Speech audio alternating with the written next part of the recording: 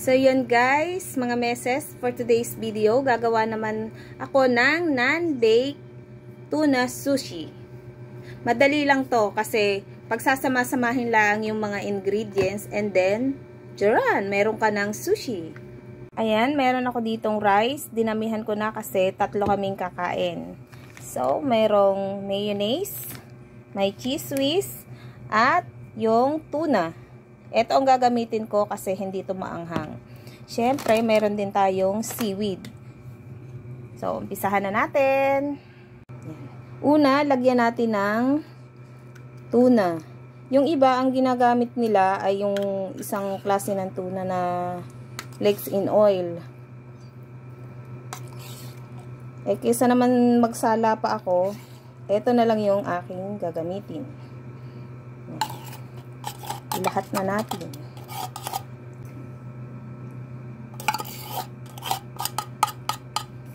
Pagkatapos, lagyan naman natin ng mayonnaise.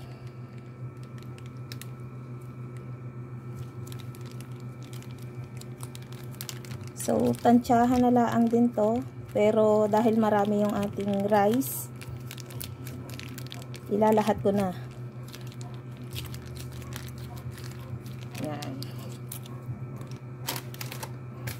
And then, ilagay naman natin itong cheese whiz. Ganon din. Ilalahat ko na.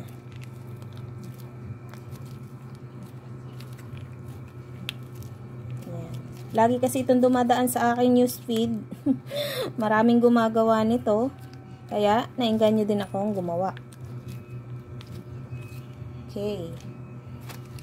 And then, meron ako ditong seaweed. Yan. Kuha tayo ng 2. At ating ilagay. Toppings. Durugin natin. Yan. Pagkatapos nating nalagyan yung ating mga ingredients, hahaluin naman natin. Yan.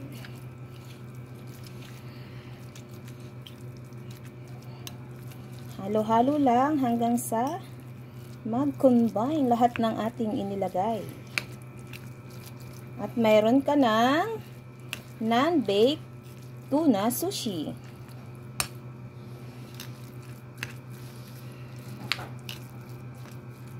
Ayan.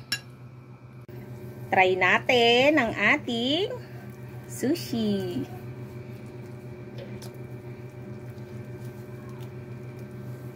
Yan ang ating sushi.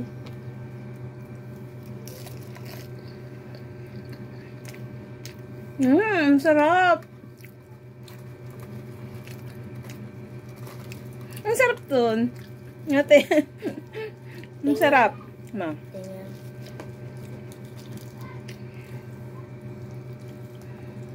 Okay.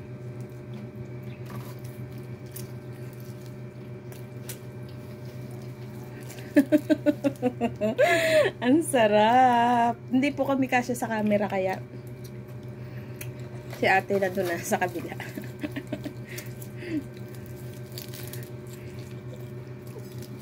Oh. Ang sarap. Napapanood ko lang to sa sa Facebook. Yan, marami ang gumagawa po nito. At ginawa ko din. Kasi naku-curious ako sa lasa.